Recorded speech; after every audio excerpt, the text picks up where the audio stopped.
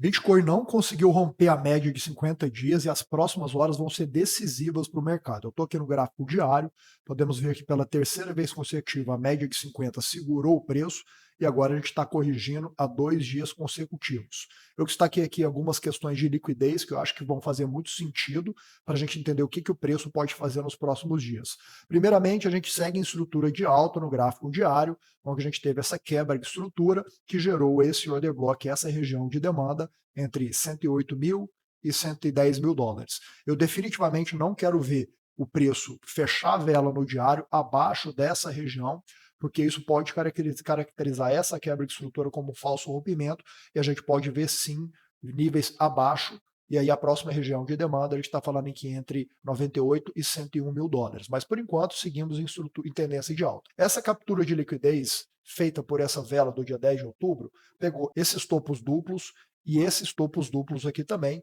que são liquidez clássica que o mercado gosta de capturar. E logo aqui, quando a gente fez esse primeiro movimento de subida, também foram gerados fundos duplos, que pode ser, e aparentemente, é para onde o preço está indo para capturar essa liquidez. Estou falando aqui da região de 109.600 dólares. Então, muita atenção, uma vez que o preço chegue aqui nos tempos gráficos menores, para a gente entender se vai ser apenas uma captura de liquidez para continuar um movimento de alta, ou se realmente a gente vai ver capturas de liquidez mais abaixo. E aí eu tenho destacado aqui a região de 107.200 dólares, que é a região de 0,5, 50% dessa grande vela que foi deixada aqui para trás. O que tem de muito positivo nesse gráfico é a divergência positiva entre preço e RSI. Definitivamente eu não quero ver o preço perdendo essa linha de tendência de alta aqui no RSI, a não ser que seja algum toque ou até algum teste aqui, mas manter essa linha de tendência de alta é muito importante, porque senão vai descaracterizar também essa divergência no preço, e a gente pode sim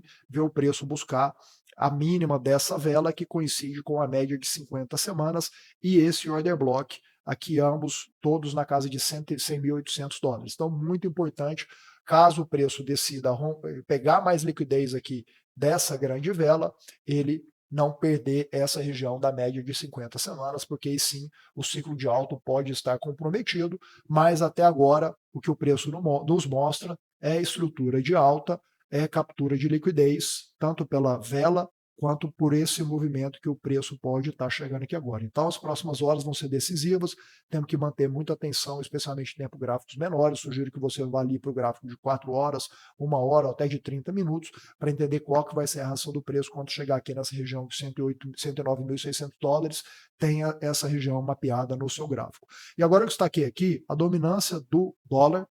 o USDT, porque esse gráfico é um grande termômetro de quanto os investidores do mercado cripto estão aversos ao risco ou não. Então a gente pode ver que, de forma inversa que a gente teve no Bitcoin e nas outras criptomoedas, quando tivemos aquela sombra para baixo capturando liquidez no Bitcoin, a gente teve uma grande sombra acima,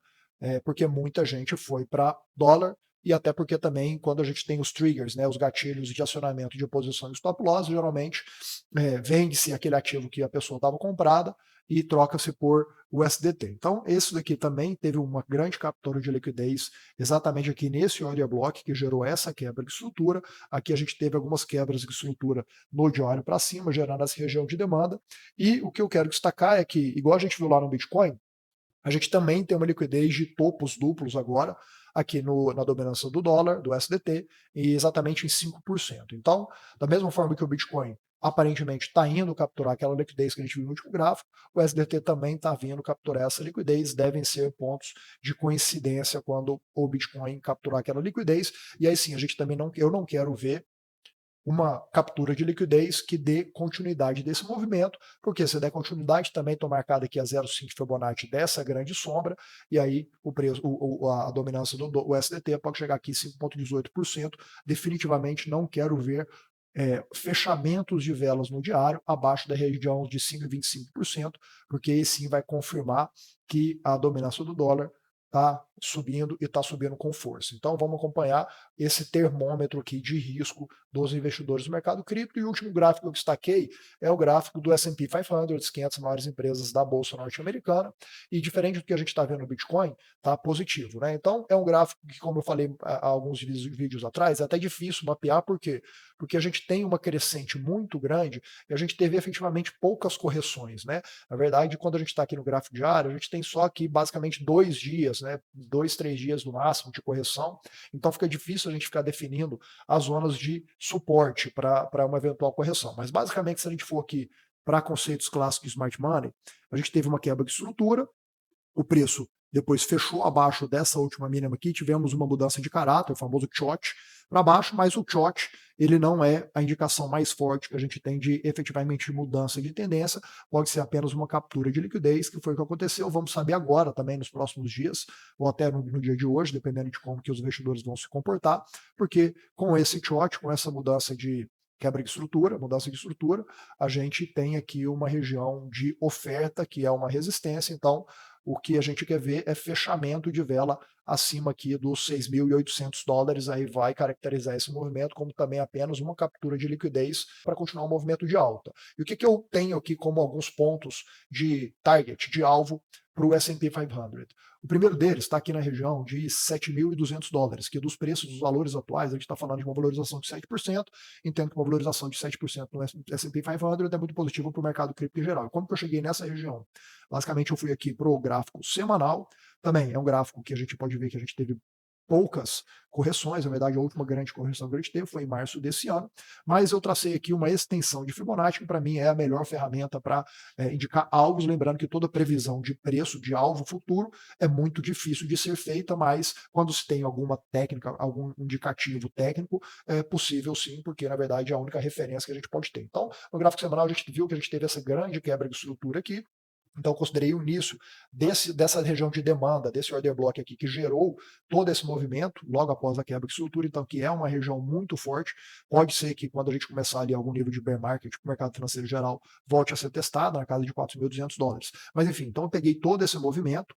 coloquei aqui a mínima da extensão de Fibonacci nessa correção que a gente teve, então vocês podem ver na linha cinza pontilhada, e a extensão de Fibonacci ela dá automaticamente alguns targets, que são esses targets aqui, e aquele que eu mostrei, $7.200 do primeiro, e depois a gente tem outros aí na casa de $8.000, $8.500, mas enfim, é um passo de cada vez, é um alvo de cada vez. Vamos acompanhar aqui, voltando para o Bitcoin, como é que o preço vai reagir agora no gráfico de 4 horas, para ver se efetivamente essa liquidez vai ser testada ou não, lembrando que agora, no momento que esse vídeo está sendo gravado, dia 15/10, o mercado de Londres acabou de pegar a mínima também deixada pelo mercado asiático, então tem que entender como é que Nova York vai se comportar, se Londres efetivamente vai querer pegar essa liquidez, e aí sim tem tudo para Nova York fazer um movimento explosivo, vindo aqui para a próxima região de liquidez na casa de $122.500, ok? Então fica acompanhando, eu vou mantendo vocês informados. Se você gostou desse vídeo, já deixa o seu like, se inscreve no canal e também dá uma olhada nas minhas redes sociais, incluindo no meu grupo do Telegram. Um abraço a todos, vamos preservar capital e tentar ganhar dinheiro nesse mercado.